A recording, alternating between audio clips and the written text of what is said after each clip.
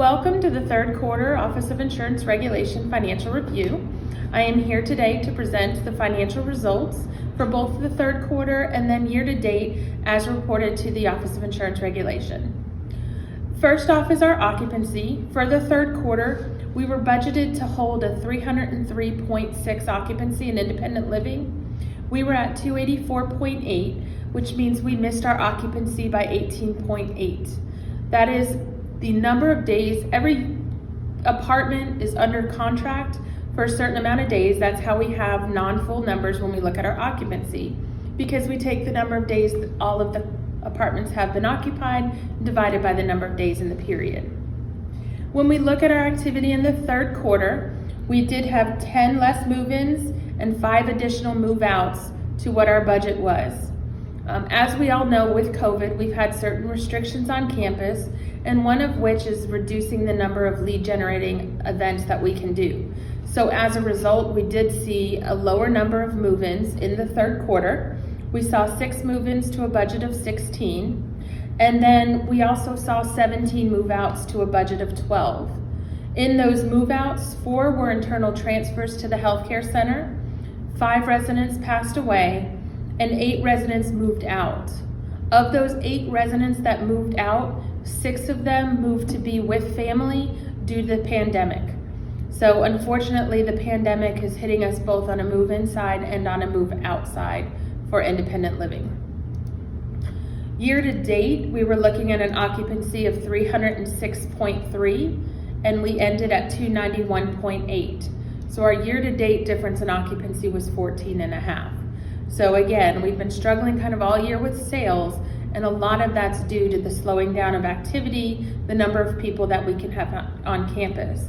The good news is we are looking at having 9 closes in the fourth quarter, so we are seeing activity pick up. When we look at our revenue and our operating statement for the third quarter, our operating revenue was budgeted to come in at $8.9 million. We came in at 7.9, so we missed by roughly about $1 million. The bulk of that miss comes from our occupancy miss. Unfortunately, we've missed occupancy in all levels of care due to COVID restrictions, higher move-outs, and higher deaths. So it's impacted us across the campus. We were able to offset some of that though with the CARES Act, which is federal funds that apply to Medicare facilities, so our skilled nursing does qualify. And in the third quarter, we saw about $184,000 worth of those care funds. When we look at our salaries and wages, we were budgeted to do about $4.5 million in salaries, and we came in around 4.1, which means we missed by about $400,000.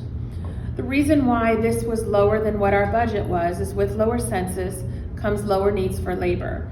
In the care center, when we don't have the residents in there, the nursing staff isn't needed for the care.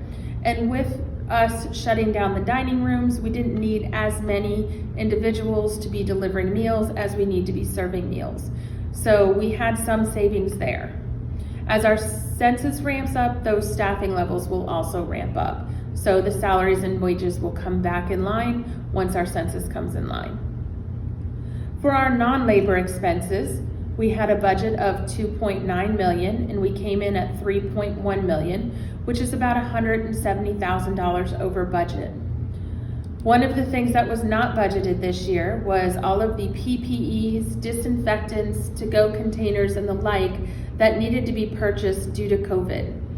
So in the third quarter alone, we spent around $310,000 in supplies directly related to the COVID pandemic. We were able to offset some of that cost savings with reduced expenses in things such as in the dining room where we weren't serving meals. We did not have to do the linens, nor did we have to do the flowers for the tables. We've had reduced costs in medical supplies due to a reduced census in the healthcare center. And then with the restrictions on activities and on marketing events, we did not spend that budgeted dollars for those types of events. So we were able to offset some of the costs for the COVID pandemic that we did incur in the third quarter.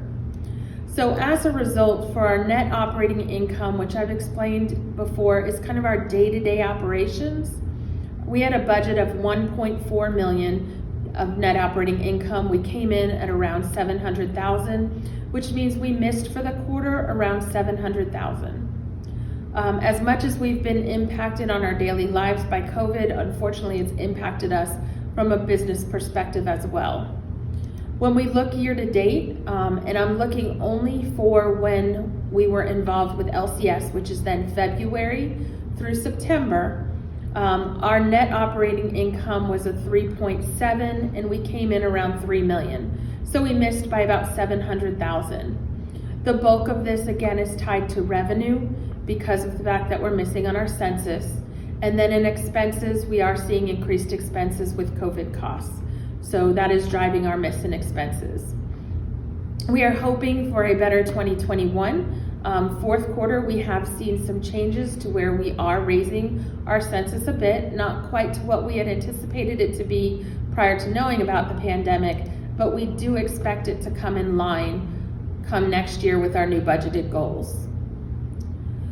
When we look at our third quarter OIR filing, we did have some questions that came up in the quarter two review, one of which surrounded the long-term debt and the interest that was paid. When we went through the transition with Healthpeak buying out Brookdale's share in Southport Square, there was a mortgage on the books. That mortgage was third-party debt.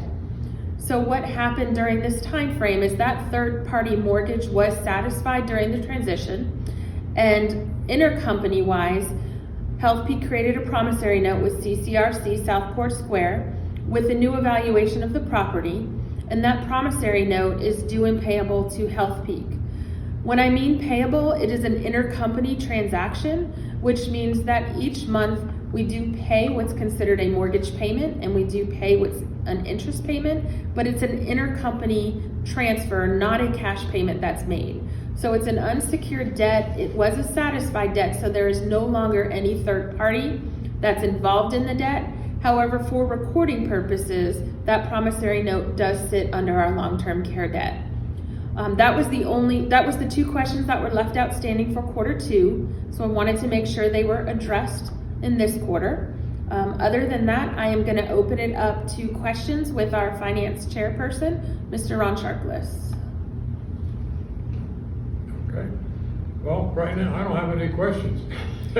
Okay, well, Okay, that being that's said, pretty easy, huh? that being said, that was pretty easy, yes. Yeah. We do have a couple of follow-ups, one of which is as soon as our 2021 budget is finalized, and I do know that there's only like 3 more days left in the year, but Healthpeak is in the process of finalizing them.